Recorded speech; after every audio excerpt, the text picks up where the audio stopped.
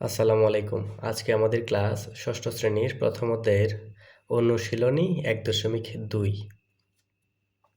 ১.২ এর প্রথম অঙ্কটি আমি এই জায়গাতে ইতিমধ্যে করে রেখেছি।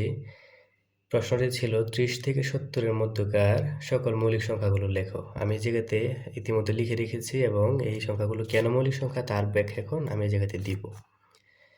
প্রথমে যদি দেই ৩১, এখন আমাদের মৌলিক সংখ্যাগুলো, কোনো সংখ্যা কি মৌলিক সংখ্যা বা যৌগিক সংখ্যা, এটার শর্ত কি ছিল? মৌলিক সংখ্যার শর্ত ছিল যে সংখ্যাকে ওই সংখ্যা ও ১ ছাড়া ভাগ করা যায় না সে সংখ্যাকে মৌলিক সংখ্যা বলে। এখন ৩১কে যদি আমরা দেখি, ৩১কে আমরা ১ ছাড়া অন্য কোনো সংখ্যা দিয়ে ভাগ, ১ ছাড়া ১ এবং ওই ৩১ ছাড়া অন্য কোনো সংখ্যা দিয়ে ভাগ করতে পারি না।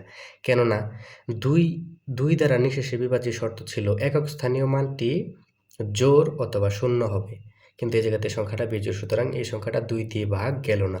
৩ এর শর্ত ছিল দুইটি সংখ্যার বা সংখ্যাগুলোর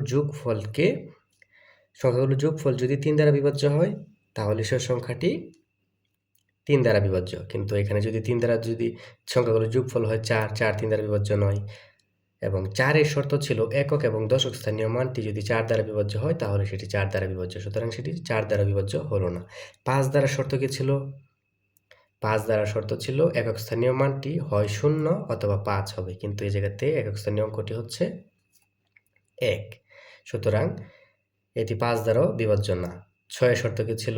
৬ দ্বারা বিভাজ্য শর্ত ছিল সংখ্যাটি ৩ এবং ২, অর্থাৎ ২ এবং ৩ দিয়ে বিভাজ্য হইতে হবে, কিন্তু ২ দিয়ে হলো না।